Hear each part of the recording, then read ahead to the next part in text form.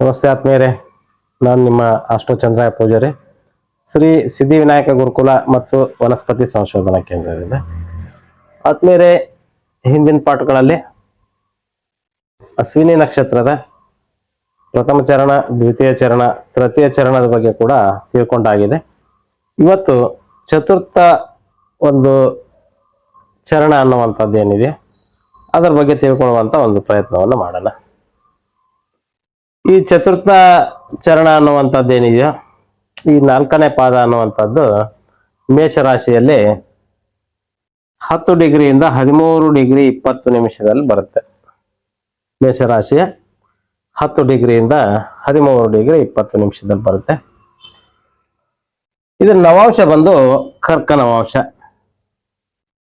ತತ್ವ ಬಂದು ಜಲತತ್ವ ಅನ್ನುವಂಥದ್ದಿದೆ. ಪ್ರಥಮ ಅಕ್ಷರ ಲಾ ಅಂದ್ರೆ ಚು ಚೆ ಚೋ ಲಾ. ಇದು ಅಶ್ವಿನಿ ನಕ್ಷತ್ರದಲ್ಲಿ ಬರುವಂತ ಒಂದು 4 ಚರಣಗಳು. ಇದರಲ್ಲಿ ಕೊನೆಯ ಚರಣ ಲಾ ಅನ್ನುವಂಥದ್ದು. ಪಾದದ ಅಧಿಪತಿ ಬಂದು ಚಂದ್ರ. 4ನೇ ಪಾದದ ಅಧಿಪತಿ ಚಂದ್ರ. ಯಾಕೆ ಚಂದ್ರ ಆಗ್ತಾನೆ? ಕರ್ಕನವಾಂಶ, ಜಲತತ್ವ, ಕರ್ಕನವಾಂಶ. ಆ ಕಾರಣದಿಂದ ಇವನು ಇಲ್ಲಿ ಚಂದ್ರನಾಗ್ತಾನೆ. ಇವ್ರ ಕ್ಯಾರೆಕ್ಟರ್ ಹೇಗಿರುತ್ತೆ ಅನ್ನುವಂಥದ್ದನ್ನ ನೋಡೋಣ. ಈಗ ಯಾರು ಇವರು, ಏನ್ ಕೆಲಸ ಮಾಡ್ತಾರೆ ಅಂತ ಕೇಳಿದ್ರೆ, ಇವರು ಇಲ್ಲಿ ಹೀಲರ್ಸ್, ಹೀಲಿಂಗ್ ಮಾಡುವಂಥದ್ದು, ಚಿಕಿತ್ಸೆ ಮಾಡುವಂಥದ್ದು ಒಂದು ಇವರ ಕರ್ತವ್ಯ. ಆಮೇಲೆ ಇವ್ರ ಹತ್ರ ಏನಿದೆ, ಸಿಂಪಥಿಕ್, ದಯಾಗುಣ ಅನ್ನುವಂಥದ್ದಿದೆ. ಇಲ್ಲಿ ಹಿಂದೆ ಏನಾಗಿತ್ತು ಅಂತ ಕೇಳಿದ್ರೆ, ಒಬ್ಬ ಆರ್ಮಿ ಡಾಕ್ಟರ್, ಹೌದಾ, ಆರ್ಮಿನಲ್ಲಿ ಕೆಲಸ ಮಾಡ್ತಾ ಇದ್ದಾರೆ, ಡಿಫೆನ್ಸ್ ಅಲ್ಲಿ ಒಳ್ಳೆ ಕ್ವಿಕ್ ರೆಸ್ಪಾನ್ಸ್ ಮಾಡ್ತಾರೆ, ಧರ್ಮ ಕಾರ್ಯಗಳನ್ನು ಮಾಡ್ತಾ ಇದ್ದಾರೆ, ಎಮರ್ಜೆನ್ಸಿ ಕೇಸ್ಗಳನ್ನು ಅಟೆಂಡ್ ಮಾಡ್ತಾ ಇದ್ದಾರೆ. ಅದು ಅವರ ಕರ್ತವ್ಯ ಆಯ್ತು. ಇನ್ನೊಬ್ರು ಬಂದ್ರು, ಅವರು ಡಾಕ್ಟ್ರೇ, ಬಟ್ ಅವ್ರ ಹಣಕಾಸಿನ ವಿಚಾರದಲ್ಲಿ ಯಾಕದು ಅಂತ ಕೇಳಿದ್ರೆ, ಪೃಥ್ವಿ ತತ್ವ ಅವ್ರ ಕರ್ತವ್ಯ ಕೂಡ ಅದು, ಅವ್ರು ಅದನ್ನ ಮಾಡ್ಲೇಬೇಕಾಗತ್ತೆ, ಅದು ಅವ್ರ ಕರ್ತವ್ಯ. ಹಾಗಾಗಿ ಅವರು ಆ ಕರ್ತವ್ಯವನ್ನು ನಿಭಾಯಿಸಿದ್ರು. ಅದಾದ್ಮೇಲೆ ವಾಯುತತ್ವ ಅನ್ನುವಂಥದ್ದು ಬಂತು. ವಾಯುತತ್ವ ಅಂದ್ರೆ ಕಾಮ ಅಂದ್ರೆ ಅನುಭವಿಸೋದು.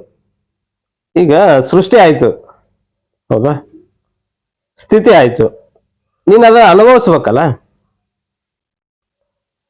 ಅಡಿಗೆ ಆಯ್ತು, ತಗೊಂಡ್ಬಂದದ್ದಾಯ್ತು. ಸೃಷ್ಟಿ ಅಂದ್ರೆ ಮೊದಲು ಹೀಗೆ ಮಾಡ್ಬೇಕು ಅಂತ ನಿರ್ಧಾರ ಆಯ್ತು, ತಗೊಂಡ್ ಬಂದದ್ದು ಆಯ್ತು, ಅಡಿಗೆ ಕೂಡ ಆಗಿದೆ. ಈಗ ಊಟ ಮಾಡ್ಬೇಕಲ್ಲ. ಆ ಊಟ ಮಾಡೋದಿದೆಯಲ್ಲ, ಅದೇ ನಿಂದು ಕಾಮ. ಇದಾದ್ಮೇಲೆ ಏನ್ ಮಾಡ್ಬೇಕು ನೀನು?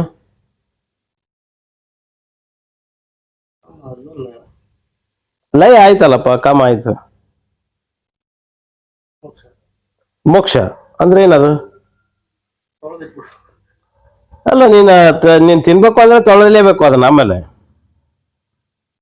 ಲಯ ಆದ್ಮೇಲೆ ಏನ್ ಮಾಡ್ಬೇಕು ನೀನು? ಮೋಕ್ಷ ಅಂದ್ರೆ ಏನದು ಅಂತ. ಸೃಷ್ಟಿ ಸ್ಥಿತಿ ಲಯ ಆಗತ್ತೆ ನೀನ್ ಪ್ರತಿದಿನ, ಹೌದಾ? ಪ್ರತಿದಿನನೂ ಕೂಡ ನಿನ್ಗೆ ಸೃಷ್ಟಿ ಸ್ಥಿತಿ ಮತ್ತು ಲಯ ಆಗತ್ತೆ. ಅದಾದ್ಮೇಲೆ ಮೋಕ್ಷ ಕೂಡ ಆಗತ್ತೆ. ಅಂದ ಮೋಕ್ಷ ಅಂದ್ರೆ ಏನದು ಅಂತ.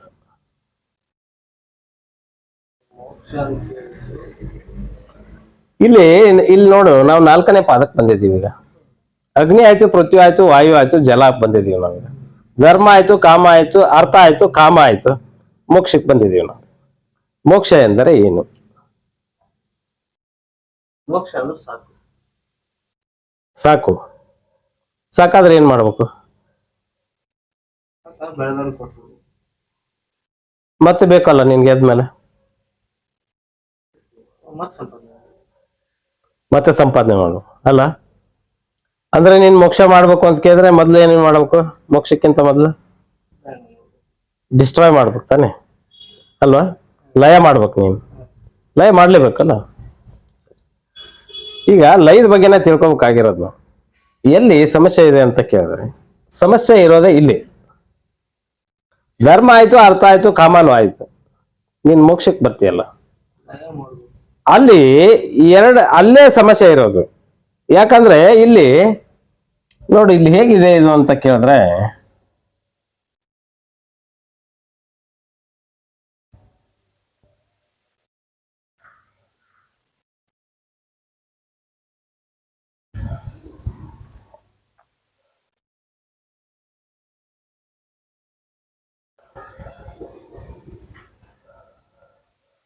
ಇದರಲ್ಲಿ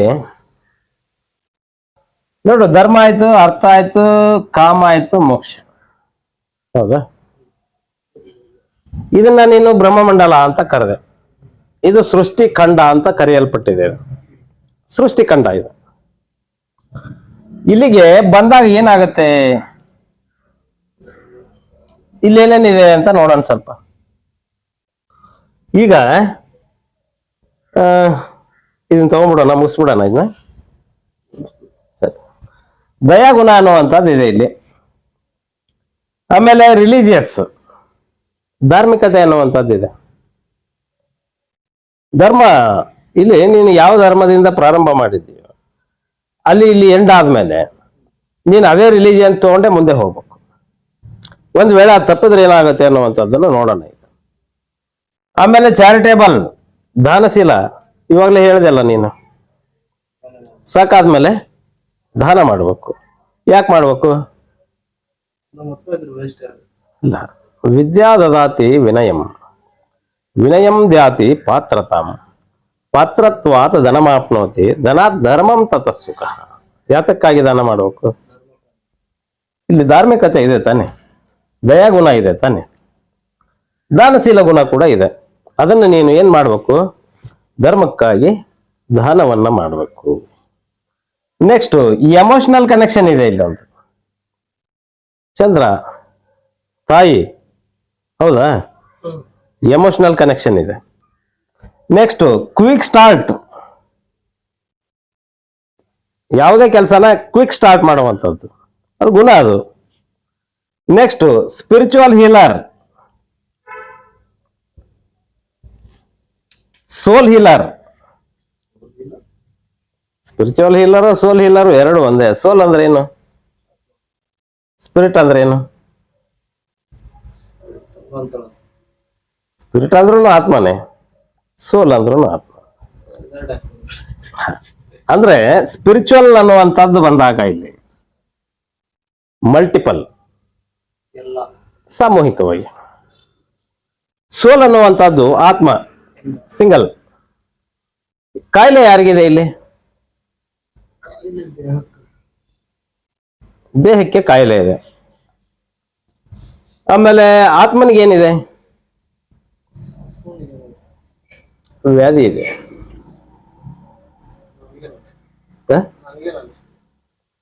ಆತ್ಮನಿಗೆ ವ್ಯಾಧಿ ಇಲ್ಲ ಅಂತ ಕೇಳಿದ್ರೆ ನಿನ್ನ ಕರ್ಮದ ನೆನಪುಗಳು ನಿನ್ಗೆ ಯಾಕೆ ಕಾಡುತ್ತೆ? ಪೂರ್ವ ಜನ್ಮ ಕೃತಂ ಪಾಪಂ ವ್ಯಾಧಿ ರೂಪೇಣ ಬಾಧಿತೆ ಹೇಳಿದಾರ? ಪೂರ್ವ ಜನ್ಮ ಕೃತಂ ಪಾಪಂ ವ್ಯಾಧಿ ರೂಪೇಣ ಬಾಧಿತೆ ಅಂತ ಹೇಳಿದ್ದಾರೆ. ಹೇಗ್ ಬರುತ್ತೆ ಅದು?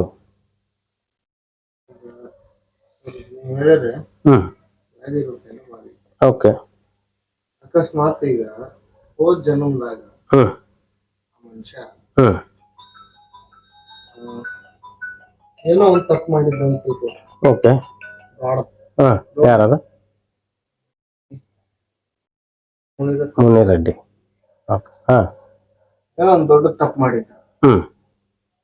ತಪ್ಪು ಮಾಡಿದ, ವಾಪಸ್ ಹುಟ್ಟಾರ. ಓಕೆ. ಆ ಮನುಷ್ಯ ಏನ್ ವ್ಯಾಧಿ ಬರ್ಬೋದು? ನಿನ್ನ ಆಸ್ಟ್ರಾಲಜಿ ಹೆಂಗ್ ರನ್ ಆಗತ್ತೆ? ಅಸ್ಟ್ರಾಲಜಿ ಹೇಗೆ ರನ್ ಆಗತ್ತಪ್ಪ ನಿಂದ? ಏನ್ ನೋಡ್ತೀಯ ನೀನು? ಅಸ್ಟ್ರಾಲಜಿಯಿಂದ ಏನ್ ತಿಳ್ಕೊತೀಯ ನೀನು? ಯಾತಕ್ ಬೇಕು ನೀನು ಅಸ್ಟ್ರಾಲಜಿ? ಭವಿಷ್ಯ, ಮುಂದೆ, ಈಗ, ಹಿಂದೆ ಹೇಗೆ ಇದೆ ತಾನೆ? ಹಿಂದೆ ಅಂದ್ಯಲ್ಲ, ಅದೇ ನೀನ್ ಏನ್ ತಂದಿದ್ದೀಯಾ ಅನ್ನೋದು. ಇವಾಗ ಹೇಗೆ ಅಂತ ಕೇಳಿದ್ರೆ ನೀನ್ ಹೇಗೆ ಬದುಕ್ತಾ ಇದೀಯಾ, ಮುಂದೆ ಹೇಗೆ ಅಂತ ಕೇಳಿದ್ರೆ ನೀನ್ ಹೇಗೆ ಬದುಕುತ್ತೀಯ, ಇಷ್ಟೇ ತಾನೆ? ಬರಕ್ ಹೇಳವ್ರೆ. ಹಲೋ. ನಮಸ್ತೆ ಸರ್. ಸೋಲ್ ಹೀಲರ್ ಅನ್ನುವಂತ ವಿಚಾರ ಕಂಡು ಬರುತ್ತೆ ಇಲ್ಲಿ. ಸೋಲ್ ಹೀಲರ್ ಅಂತಂದ್ರೆ ಏನಪ್ಪ ಅಂತ ಕೇಳಿದ್ರೆ, ಆತ್ಮನಿಗೆ ಹಿಂದಿನ ಜನ್ಮದಿಂದ ಕರ್ಮಗಳು ಅಂಟಿಕೊಂಡ್ ಬಂದಿರುತ್ತೆ. ಒಬ್ಬ ವ್ಯಕ್ತಿ ದೇಹ ತ್ಯಾಗವನ್ನು ಮಾಡಬೇಕು ಅಂತ ಕೇಳಿದ್ರೆ ಸಬ್ಟಲ್ ಬಾಡೀಸ್ ಇರುತ್ತೆ, ಅಂದ್ರೆ ಸೂಕ್ಷ್ಮ ಶರೀರಗಳು ಅಂತ ಇರುತ್ತೆ. ಆ ಸೂಕ್ಷ್ಮ ಶರೀರಗಳ ಮುಖಾಂತರ ಆ ಒಂದು ಆತ್ಮ ಅನ್ನುವಂಥದ್ದು ಏನಿರುತ್ತೆ, ಆ ಆತ್ಮನ ಜೊತೆಲಿ ಇವನ ಕರ್ಮದ ನೆನಪುಗಳು ಕೂಡ ಬರುತ್ತೆ. ಅದನ್ನೇ ಸಬ್ ಕಾನ್ಸಿಯಸ್ ಮೈಂಡ್ ಅಂತ ಹೇಳಲಾಗುತ್ತೆ.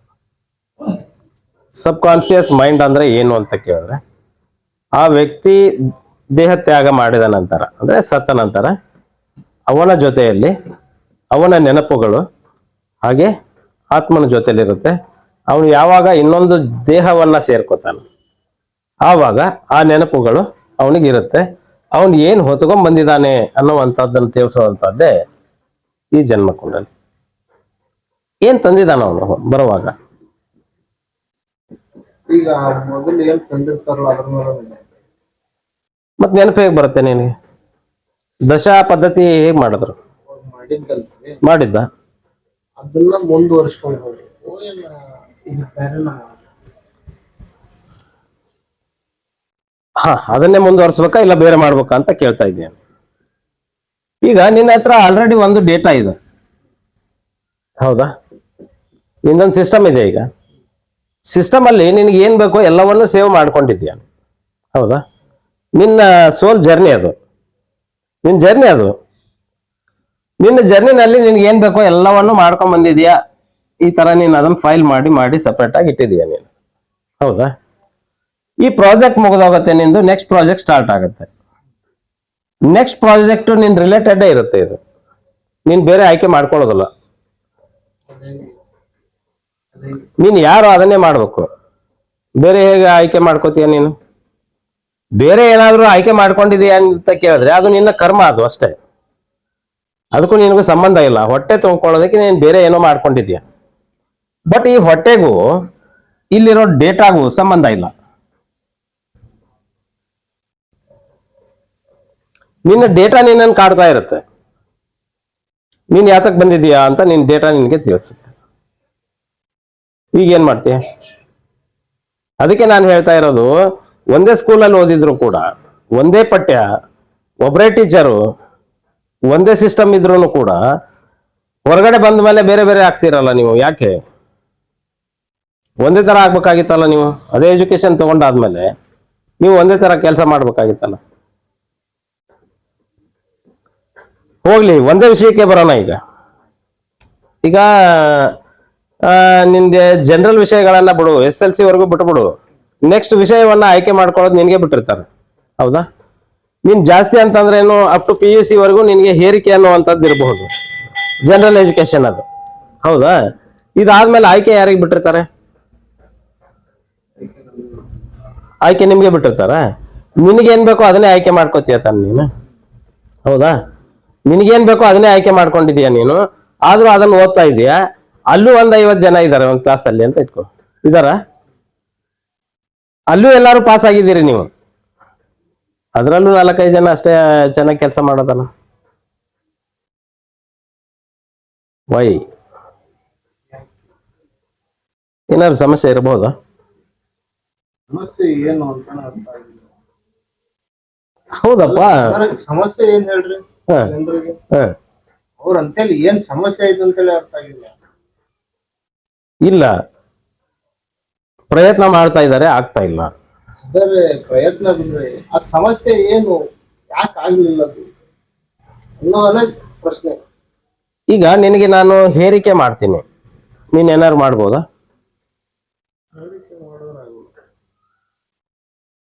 ನಾನು ನಿನಗೊಂದು ಕೆಲಸ ಕೊಟ್ಟಿರ್ತೀನಿ, 70% ಆಯ್ತು. ಇಲ್ಲ ಈ ಹೋಗ್ಬಾರಪ್ಪ ಅಂತೀನಿ ನಾನು. ಇನ್ನ ಹೋಗಿ ಮುಟ್ಟಿರಲ್ಲ ನೀನು, ಹೋಗ್ಯಾ ಅಂತ ಕೇಳ್ತೀನಿ. ಹೋಗಿದ್ದೀನಿ ಅಂತೀಯ. ಅಲ್ಲಿ ಅದನ್ನ ಮಾಡು. ಇನ್ನ ಮಾಡೋದು ಮುಗಿದಿರಲ್ಲ, ಮಾಡ್ದೆ ಅಂತ ಕೇಳ್ತೀನಿ. ಆಯ್ತು, ಆಯ್ತು, ಇಲ್ಲಿ ಇನ್ನೊಂದು ಕೆಲಸ ಇದೆ ಬಾ ಅಂತೀನಿ ನಾನು, ಹೌದಾ? ಬರ್ತೀಯ ನೀನು? ಇನ್ನ ಬಂದಿರಲ್ಲ, ಎಷ್ಟೊತ್ತು ಮಾಡ್ತೀಯ ಅಂತೀನಿ, ಹೌದಾ? ಅದಾದ್ಮೇಲೆ ಆ ಕೆಲಸ ಮಾಡ್ಕೊಂಡ್ ಬರೋಗು ಅಂತೀನಿ. ಮತ್ತೆ ಮುಗಿತಾ ಅಂತ ಕೇಳ್ತೀನಿ. ಏನ್ ಮಾಡ್ತೀಯ ನೀನು ಅಂತೀನಿ. ಏನ್ ಕೆಲ್ಸಕ್ಕೆ ಬಾರ್ದೇ ಇರೋನು ನೀನು ಅಂತೀನಿ. ನಿಂದೇನಿದೆ ಅದರಲ್ಲಿ?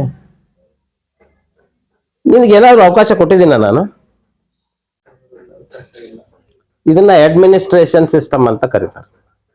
ಈಗ ಅಡ್ಮಿನಿಸ್ಟ್ರೇಷನ್ ಇದೆಯಾ, ಇದನ್ನೇ ಹೇರಿಕೆ ಅಂತ ಕರೆಯಲಾಗುತ್ತೆ. ಯಾವಾಗ ನೀನು ಹೇರಿಕೆಯ ಅಧೀನದಲ್ಲಿ ಕೆಲಸ ಮಾಡ್ತೀಯ ಅವಾಗ ನೀನ್ ಯಾರು ಅಂತ ನಿನಗೆ ಗೊತ್ತಾಗಲ್ಲ. ನೀನೇನಾದ್ರು ಆಗಬಹುದಾ? ನೀನೇನು ಆಗಲ್ಲ. ಕೆಲಸ ಮಾಡೋ ಕಾರ್ಮಿಕ ಆಗ್ಬೋದು ಅಷ್ಟೇ. ಕಾರ್ಮಿಕ ಅನ್ನೋ ವಿಷಯನೇ ಕರ್ಮ ಅಂತ ಕರೆದಿದ್ದೀನಿ ನಾನು. ಕರ್ಮ ಅಂದ್ರೆ ಏನು? ಕೆಲಸ. ಯಾತಕ್ ಮಾಡ್ತಾ ಇದೀಯಾ? ಬಂದದ್ದು ಯಾತಕ್ಕೆ? ಯಾತಕ್ಕೋ ಬಂದಿದೀಯಾ ನೀನು.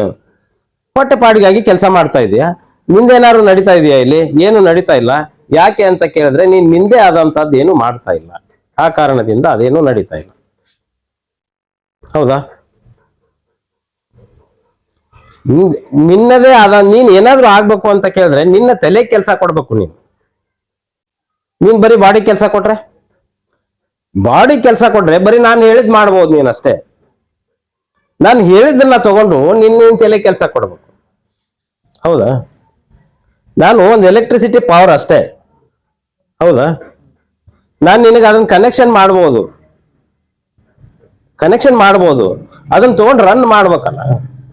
ರನ್ ಮಾಡ್ಬೇಕು. ಆ ಫೋರ್ಸ್ ನಿನ್ನಲ್ಲಿ ಇರ್ಬೇಕು. ಆಮೇಲೆ ಆ ಫೋರ್ಸ್ ತಗೊಂಡು ನೀನ್ ಏನ್ ಮಾಡ್ತೀಯ ಅನ್ನೋದು ಮುಖ್ಯ. ಏನಾದ್ರು ಮಾಡ್ಬೇಕಲ್ಲ ನೀನು. ನೀನ್ ಏನಾದ್ರು ಮಾಡಿದ್ರೆ ಏನಾದ್ರು ಆಗ್ಬಹುದೇ ವಿನಃ ನೀನ್ ಏನು ಮಾಡ್ಲಾರ್ದೆ ಅದನ್ನ ತಗೊಂಡು ನಿನ್ಗೇನು ಆಗ್ಬೇಕಾಗಿಲ್ಲ. ಹಾಗಾಗಿನೇ ಈ ಅಸ್ಟ್ರಾಲಜಿ ತಗೊಂಡು ಸುಮಾರು ಜನಕ್ಕೆ ಏನು ಮಾಡಕ್ ಆಗ್ತಾ ಇಲ್ಲ. ಏನಾದ್ರು ಮಾಡಕ್ ಆಗ್ತಾ ಇದೆಯಾ? ಡಿಸ್ಟ್ರಿಬ್ಯೂಷನ್ ಏನಾದ್ರು ಸಿಸ್ಟಮ್ ಏನಾದ್ರು ಕೆಟ್ಟಿರ್ಬೋದಾ? ಇವಾಗ ನೀವು ಕೊಡ್ತಾ ಇದೀರಿ ಅಂತಂದ್ರೆ ಇಸ್ಕೊಳ್ಳೋದ್ರಲ್ಲಿ ಇರೋದು, ಈಗ ಖರ್ಚು ಮಾಡೋದು, ಅದನ್ನ ನಾವು ಹೆಂಗ್ ಯೂಸ್ ಮಾಡ್ತೀವಿ ಅದ್ರ ಮೇಲೆ. ಖರ್ಚು ಮಾಡುವವನು ಯಾರು? ಮಗ. ಏನ್ ಅವನು ಈ ಪಾತ್ರತ್ವ ಏನ್ ಬರುತ್ತೆ ಇಲ್ಲಿ? Is a destroyer. ಹೌದಾ? ಲಯ. ಇಲ್ಲಿ ತಂದೆ ಅನ್ನುವಂಥದ್ದು ಏನ್ ಬಂತು? ಅಂದ್ರೆ ಈಗ ಖರ್ಚು ಮಾಡೋವನಲ್ರಿ, ಅವ್ ಯಾವ್ದಕ್ ಖರ್ಚು ಮಾಡತ್ತಾನ ಅದ್ರ ಮೇಲೆ. ಇಲ್ಲ, ಈಗ ಒಂದು ಹೇಳ್ತೀನಿ ನಾನು. ಹಿಂಗೂ ಹೇಳ್ಬೋದು ಅದನ್ನ. ತಂದೆ ಅನ್ನುವಂಥದ್ದು ಏನ್ ಬಂತು? ಸೃಷ್ಟಿಕರ್ತ, ಅಗ್ನಿ ತತ್ವ. ತಾಯಿ ಅನ್ನುವಂಥದ್ದು ಏನ್ ಬಂತು? ಪೃಥ್ವಿ ತತ್ವ. ಹೌದಾ? ಪೃಥ್ವಿ ತತ್ವ. ಮಗ ಅನ್ನುವಂಥದ್ದು ಏನ್ ಬಂತು? ಲಯಕರ್ತ. ಮತ್ತೆ ಏನಾಗ್ಬೇಕು ನಿನಗೆ ಮುಂದೆ? ಏನಾಗ್ಬೇಕು? ಲಯ ಆದ್ಮೇಲೆ ಏನಾಗುತ್ತೆ? ಮೋಕ್ಷ ಅಂದ್ರೆ ಏನದು?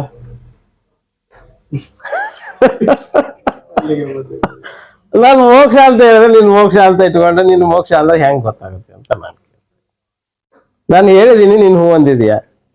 ಹಾಗೆ ನಡೀತಾ ಇರುತ್ತಾನೆ. ಈಗ ನಾನು ಹೇಳ್ದೆ ಮೋಕ್ಷ ಅಂದ್ರ ನಮಗ ಎಷ್ಟು ಬಂದಿರ್ತದಲ್ಲ ನಾವು ತಿಂದ ಉಳಿದಿದ್ದನ್ನು ಧರ್ಮ ಕಾರ್ಯಕ್ಕೆ ವ್ಯಯ ಮಾಡ, ಧರ್ಮ ಕಾರ್ಯವನ್ನ ಮಾಡ್ಬೇಕು. ಹೌದಾ? ಧರ್ಮ ಕಾರ್ಯ ಮಾಡುವಾಗ ಇಲ್ಲಿ ಈಗೋ ಕ್ಲಾಶಸ್ ಇದೆ. ಈಗ ಬಂದ ಬರುತ್ತೆ. ಯಾಕಂತಂದ್ರ ಅಲ್ಲಿ ಇದನ್ ಮಾಡ್ಯಾನ, ಲಯ ಮಾಡ್ಯಾನ. ಲಯ ಮಾಡ್ಬೇಕು ಅವನು. ಇವನೇನೋ ಲಯ ಮಾಡಕ್ಕೆ ಹುಟ್ಟಿದಾನ್ ಬಿಡು. ಅವ ಲಯ ಮಾಡಕ್ ಹುಟ್ಟಿದಾನೆ. ಅವ ಲಯ ಮಾಡಿದ್ದು ನೋಡಿದಲ್ಲ. ಯಾಕಂದ್ರೆ ಇವ ಅವನ ಮಗ. ಇಲ್ಲಿ ಮಾಡಿದ್ದೆ ಯಾಕೆ? ಮಾಡಿದ್ದೇನಕ್ಕಪ್ಪ? ಮಾಡಿದ್ದನ್ನು ಊಟ ಮಾಡೋದು ಅಲ್ಲ. ಮತ್ ಮಗ ಊಟ ಮಾಡದ್ಮೇಲೆ ಅದಕ್ಕೆ ಯಾಕೆ ಯೋಚನೆ ಮಾಡ್ಬೇಕು? ಅವನಿಗೋಸ್ಕರ ತಾನೇ ಮಾಡಿರೋದು. ಆದ್ರೆ ಅದನ್ನ ಯಾವ ವೇನಲ್ಲಿ ಮಾಡ್ಬೇಕಾಗಿತ್ತು ಅಲ್ಲ? ರೈಟ್ ವೇನಲ್ಲಿ ಮಾಡ್ಬೇಕಾಗಿತ್ತು. ಈಗ ನೀನ್ ಏನ್ ತಿಂತಾ ಇದ್ದೀಯಾ? ಲೈಕ್ ಬರೋಣ. ಯಾಕಂದ್ರೆ ಮೋಕ್ಷಕ್ಕೆ ಹೋಗೋಕ್ಕಿಂತ ಮೊದಲು ಲೈಕ್ ಬರ್ಬೇಕಲ್ಲ. ನೀನ್ ಏನ್ ತಿಂದಿದೀಯಾ ಅನ್ನೋದ್ರ ಮೇಲೆ ನೀನ್ ಎಷ್ಟು ದಿನ ಬದುಕ್ತೀಯಾ ಅನ್ನೋದನ್ನ ತೀರ್ಮಾನ ಮಾಡ್ಬೇಕು. ಹೌದಾ? ಈಗ ಸೃಷ್ಟಿ ಆಯ್ತು, ಸ್ಥಿತಿ ಆಯ್ತು, ಲೈಕ್ ಬರೋಣ. ಈಗ ಧರ್ಮ ಆಯ್ತು, ಅರ್ಥ ಆಯ್ತು, ಕಾಮ, ಹಣ ಇದೆ. ಇಲ್ಲಿ ಹಣ ಇದೆ. ಹೌದಾ? ಖರ್ಚು ಮಾಡ್ಬೇಕು. ಏನಕ್ಕೆ ಖರ್ಚು ಮಾಡ್ಬೇಕು? ಬಟ್ಟೆ. ಹೊಟ್ಟೆ ಬಟ್ಟೆ. ಹೌದಾ, ಈಗ ನಿನ್ನ ಹತ್ರ ಹಣ ಬಂದಿದೆ, ಏನೇನ್ ಮಾಡ್ಬೋದು ನೀನು? ಅಂದಾಜು ಒಂದು ಲಿಸ್ಟ್ ಹೇಳ. ಈಗ ಮಾಡರ್ನ್ ನೀನು, ಯಾಕಂದ್ರೆ ನಾವು ಸ್ವಲ್ಪ ಅಪ್ಡೇಟ್ ಮಾಡ್ಬೇಕಲ್ಲ ಅಲ್ಲ. ಸುಮ್ಮನೆ ಹೇಳಿದ್ರೆ ಆಗಲ್ಲ. ಈಗ ನಿನ್ನ ಹತ್ರ ಹಣ ಕೊಟ್ಟಿದ್ದೀನಿ, ನಾನೇ ಹಣ ಸಂಪಾದನೆ ಮಾಡಿದ್ದೀನಿ ಅಂತ ಇಟ್ಕೊ. ನೀನ್ ನನ್ನ ಮಗ, ನಾನು ನಿನ್ನ ಕೈಯಲ್ಲಿ ಹಣ ಕೊಟ್ಟಿದ್ದೇನೆ, ನಿನಗೆ ಡಿಸೈರ್ಸ್ ಇದೆ. ಏನೇನ್ ಮಾಡಬಹುದು ನೀನು ಕಲಿಯುಗದ ಪ್ರಕಾರ? ಈಗ ಸದ್ಯಕ್ಕೆ ಅಟ್ ಪ್ರೆಸೆಂಟ್ ಏನೇನ್ ಮಾಡಬಹುದು ನೀನು?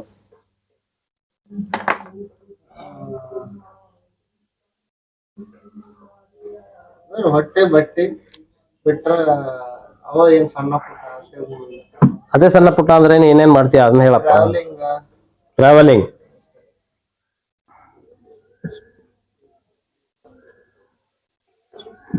ಟ್ರಾವೆಲಿಂಗ್, ಹಾ. ನೆಕ್ಸ್ಟ್ ನೆಕ್ಸ್ಟ್ ಟ್ರಾವೆಲಿಂಗ್ ಅಲ್ಲಿ ಎಲ್ಲೆಲ್ಲಿ ಹೋಗ್ತೀಯ? ನಿನ್ನ ಕಲಿಯುಗದ ಆಸೆಗಳನ್ನ ಹೇಳಪ್ಪ. ಇಲ್ಲಿ ಬರೆದಿರೋದು ನಿಮ್ ತಾತಂದು, ಹೇಳ್ತಾ ಇರೋದು ನಿಮ್ಮ ಅಪ್ಪ. ಈಗ ಹೋಗೋನ್ ನೀನು, ನಿನ್ನ ಆಸೆಗಳನ್ನ ಹೇಳು, ಅಪ್ಡೇಟ್ ಮಾಡ್ಕೊಡ್ತೀನಿ. ನೀನ್ ಏನೇನ್ ಮಾಡಬಹುದು, ನೀನ್ ಮಾಡಿದ್ರೆ ಏನ್ ಆಗ್ಬಹುದು ಅಂತ ತೀರ್ಮಾನ ಆಗ್ಬೇಕಾಗಿದೆ.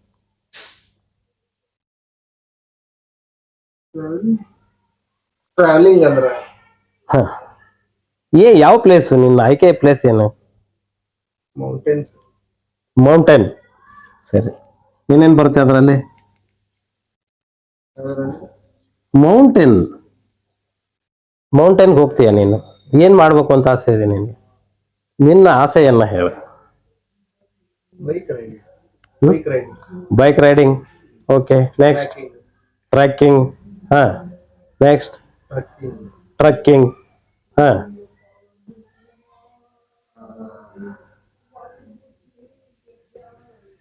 ಇನ್ನೇನಾದ್ರೂ ಡಿಸೈರ್ಸ್ ಇರ್ಬೋದಲ್ಲ? ಈಗ ಸಾಮಾನ್ಯವಾಗಿ ಏನೇನ್ ಮಾಡ್ತಿರ್ತಾರ ಅಲ್ಲಿ? ಅಲ್ಲಿ ಮೌಂಟೇನ್ ಹೋಗ್ತಾರೆ. ಈಗ ನಿನ್ಗೆ ರೆಸಾರ್ಟ್ ಅವರೆಲ್ಲ ಎಲ್ಲಿ ಕೂತಿದ್ದಾರೆ? ಮೌಂಟೇನ್ ಅಲ್ಲಿ ಇದಾರ? ಓಷನ್ ಹತ್ರ ಇದಾರ? ಜಾಸ್ತಿ ಎಲ್ಲಿದ್ದಾರೆ? ಜಾಸ್ತಿ ಓಷನ್. ಓಷನ್. ಹೌದಾ? ಐಷಾರಾಮಿ ಜಿಂದಗಿ ಎಲ್ಲ ಅಲ್ಲೇ. ಹೌದಾ? ಇವರಿಬ್ರು ಇಲ್ಲೇ ಇದ್ದಾರ? ಕರ್ಕರಾಶಿ ಅಂದ್ರೆ ಏನಿದೆ? ಮೌಂಟೇನಾ ಓಷನ್? ಓಷನ್ ಸಮುದ್ರ ತಾನೆ, ಅದ ಜಲರಾಶಿ ತಾನೆ. ಹೌದಾ? ಏನಿದೆ ಇಲ್ಲಿ? ಚಂದ್ರ. ಐಷಾರಾಮಿ ಇದೆಯಾ? ಮಜಾ ಮಾಡ್ಬೇಕು ಅಂದ್ರೆ ಇಲ್ಲಿ ಹೋಗ್ತೀಯ? ಸಮುದ್ರ. ಸಮುದ್ರಕ್ಕೆ ಹೋಗ್ತೀಯ. ಗೋವಾಗ ಆದ್ರೆ ಮಜಾ ಬರುತ್ತಾ? ಬರ್ತಾ? ಬರ್ತಾನೆ. ಯಾವನು ಗೋವಾ ಹೋಗೋಣ? ಇವನೇ ತಾನೆ. ಹೌದಾ? ಕಮ್ಮ ಇವನು ಮಜಾ ಮಾಡೋದಕ್ಕೆ ಗೋವಾ ಹೋಗ್ತಾ ಇದ್ದಾನೆ. ದುಡ್ಡು ಸಂಪಾದನೆ ಮಾಡಿದವ್ರು ಯಾರು? ಸಂಪಾದನೆ ಮಾಡಿದವರಪ್ಪ.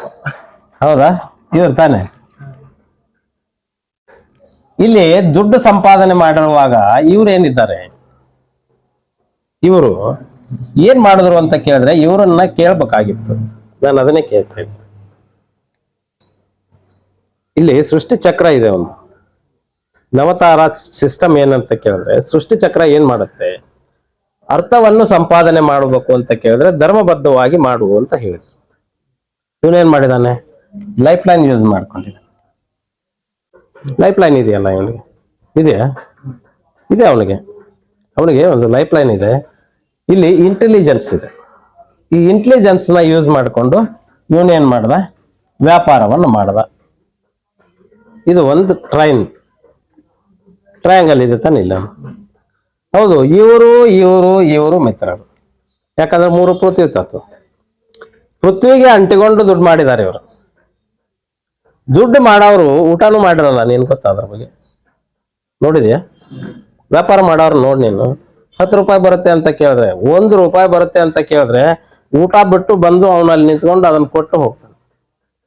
ಇನ್ನು ಸಣ್ಣ ಪುಟ್ಟ ಮಾಡಿರ್ಬಹುದಲ್ಲ? ಯಾರ್ದಾರು ಒತ್ತಡಕ್ಕೆ ನೀನು ಸಣ್ಣ ಪುಟ್ಟ ಮಾಡಿರ್ಬಹುದು ಅಲ್ವಾ? ಇವನು ಹಣ ಸಂಪಾದನೆ ಮಾಡುವುದರಲ್ಲಿ ಬ್ಯುಸಿ ಇದ್ದಾನೆ. ಆದರೆ ಇವನು ಏನ್ ಮಾಡ್ತಾನೆ ಅಂತ ಕೇಳಿದ್ರೆ, ಇಲ್ಲಿ ಬಂದಾಗ ಇಲ್ಲಿ ರಾಹು ಇದ್ದಾನೆ, ನೈಋತ್ಯ ದಿಕ್ಕು, ಬುಧನ ಉಚ್ಚ ರಾಶಿ, ಹೌದಾ?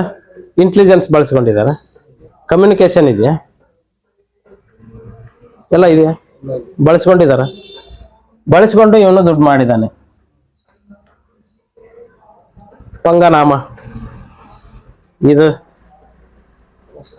ಹಾಕಿದಾನೆ ಇವನು ಹಾಕಿಯೇ ಏನ್ ಮಾಡಿದಾನೆ ಅಂತ ಕೇಳಿದ್ರೆ, ಇವನು ಸಂಪಾದನೆ ಮಾಡಿದ್ದಾನೆ. ಇವನಿಗೆ ಹೇಳಿದ್ದ ಧರ್ಮಬದ್ಧವಾಗಿ ನಡಿ ಅಂತ. ಇವನ್ ಏನ್ ಮಾಡ್ದ? ಒಂದಿಷ್ಟು ಕರ್ಮಕಾಂಡಗಳಿಗೆ ಅಂಟಿಕೊಂಡಿದ್ದಾನೆ. ಯಾಕೆ ಅಂತ ಕೇಳಿದ್ರೆ ಆಸೆ. ಯಾವ ತತ್ವ ಇದು? ಸ್ತ್ರೀ ತತ್ವ ತಾನೆ. ನೋಡು, ಪುರುಷ ಸ್ತ್ರೀ, ಹೌದಾ? ರಾಶಿಗಳು ಇದೆಯಾ? ಸರಿ ಇದೆಯಾ? ಸ್ತ್ರೀಗೆ ಆಸೆ ಜಾಸ್ತಿ. ಪೃಥ್ವಿ ತತ್ವಕ್ಕೆ ಮಟೀರಿಯಲಿಸ್ಟಿಕ್, ಸಂಪಾದನೆ ಮಾಡ್ಬೇಕು ಅವರು. ಅವ್ರಿಗೆ ಊಟದ ಮೇಲೂ ವ್ಯಾಮೋಹ ಇಲ್ಲ. ಯಾಕಂತ ಕೇಳಿದ್ರೆ ಅವರು ಕಾಮಿಗಳಲ್ಲ. ಅರ್ಥಹೀನ ಬದುಕನ್ನ ಅಂದ್ರೆ ಕಾಮಹೀನ ಬದುಕನ್ನ ಅಂದ್ರೆ ಕಾಮದ ವ್ಯಯ ಇದು ಅರ್ಥ. ಇವನು ಅನಾಯಾಸವಾಗಿ ಇವನಿಗೆ ಇಲ್ಲಿ ಸಿಕ್ಕಿದೆ. ಮಾಡಿದವ್ರು ಯಾರು ತಪ್ಪು? ಸಂಪಾದನೆ ಮಾಡಿದವ್ರು ತಪ್ಪು. ಧರ್ಮಬದ್ಧವಾಗಿ ಸಂಪಾದನೆ ಮಾಡಿದ್ರೆ ಇವನ್ ಕೇಳಿದ್ನೆಲ್ಲ ಕೊಡ್ತಾ ಇದ್ರ? ಇವರು ಕೊಡ್ತಾ ಇದ್ರ? ಇಲ್ಲ, ಕೊಟ್ಟಿಲ್ಲ. ಯಾಕಂತ ಕೇಳಿದ್ರೆ ನಾವು ಕರ್ಮಬದ್ಧವಾಗಿ ಸಂಪಾದನೆ ಮಾಡಕ್ ನಮಗ್ ಬಂದಿಲ್ಲ. ನಮ್ಮ ಮನಸ್ಸು ಇನ್ನವರೆಗೂ ಅದಕ್ಕೆ ಒಪ್ಕೊಂಡಿಲ್ಲ. ನಾವು ಕರ್ಮದ ಕಾಂಡದ ಹಿಂದೆ ನಾವು ಬೆನ್ ಹತ್ತಿಲ್ಲ. ಹಾಗಾಗಿ ನಮ್ಗೆ ಏನಂತ ಕೇಳಿದ್ರೆ, ನೀನ್ ಕೇಳಿದ್ದನ್ನೆಲ್ಲ ಕೊಡೋದಕ್ಕೆ ನಮ್ಗೆ ಆಗಿಲ್ಲ. ಇಲ್ಲೇ ತಾನೇ ಬಂದಿರೋ ಸಮಸ್ಯೆ ಇಲ್ಲೇ. ಯಾವಾಗ ನೀನು ಏನೋ ಸಿಗುತ್ತೇನೋ ಅಂತ ಹೇಳ್ಬಿಟ್ಟು ನೀನ್ ಕಂಡವ್ರದೆಲ್ಲ ತಿಂದು ಸಂಪಾದನೆ ಮಾಡಿಟ್ರೆ ಅದನ್ನ ಹಾಳು ಮಾಡೋದಕ್ಕೆ ನಿಮ್ಮ ಮಗನು ಜನಿಸುತ್ತಾನೆ. ಇದೇ ಸತ್ಯ. ಅಂದ್ರೆ ನೀವು ಯಾವ ರೀತಿ ಸಂಪಾದನೆ ಮಾಡ್ತೀರಿ ಅದೇ ರೀತಿ ಹಾಳು ಮಾಡಕ್ಕಂತ ಇನ್ನೊಬ್ಬ ಬಂದಿರ್ತಾನೆ. ಬೀಜ ಹೇಗಿದೆಯೋ ಹಾಗೆ ಸಸಿ ಕೂಡ ಇರುತ್ತೆ, ಹೌದಾ? ಅದು ಹೇಗೆ ದೊಡ್ಡದಾಗತ್ತೋ ಹಾಗೆ ಅದರ ಸ್ವಭಾವಕ್ಕೆ ಅನುಗುಣವಾಗಿನೇ ಕೆಲಸ ಮಾಡುತ್ತೆ, ಹೌದಾ? ಇಲ್ಲಿ ಗುರು ತತ್ವವನ್ನು ಮಾಡಿಟ್ಟ. ಅವನಿಗೆ ಗೊತ್ತಿಲ್ಲದಂಗೆನೆ ಬುಧನ ಜನನ ಆಯ್ತಿಲ್ಲ,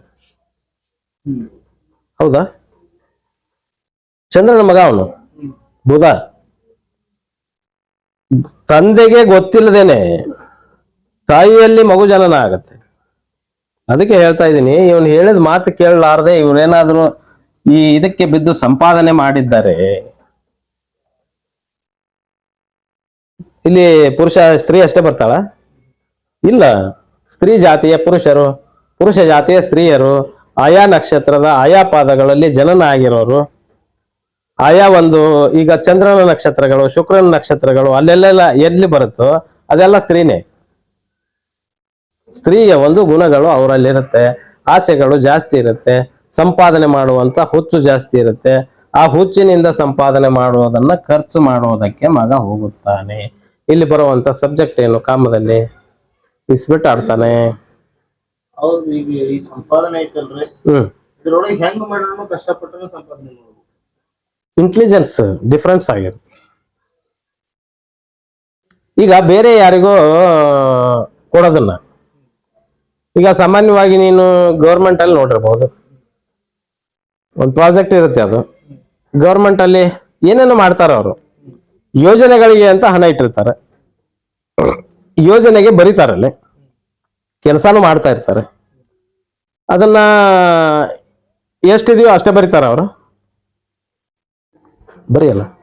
ಏನೇನ್ ಹಾಕ್ಬೇಕಾಗಿದ್ದು ಅದನ್ನೆಲ್ಲ ಪೂರ್ತಿಯಾಗಿ ಕರೆಕ್ಟಾಗಿ ಹಾಕ್ತಾರ, ಪ್ರೊಸೀಜರ್ ಅಲ್ಲಿ ಇರುವಂತದ್ದೆಲ್ಲ. ಮತ್ತೆ ಏನ್ ಪ್ರೊಸೀಜರ್ ಪ್ರಕಾರ ಮಾಡ್ಬೇಕಾಯ್ತು ಅದನ್ನೆಲ್ಲ ಮಾಡ್ತಾರ? ಮಾಡಲ್ಲ. ಯಾಕಂದ್ರೆ ಅವನಿಗೂ ಆಸೆ ಇದೆ, ಇವನಿಗೂ ಆಸೆ ಇದೆ, ಇವನಿಗೂ ಆಸೆ ಇದೆ, ಇವನಿಗೂ ಆಸೆ ಇದೆ, ಹೌದಾ? ಈಗ ಇವನಿಗೆ ಆಸೆ ಇಲ್ಲ,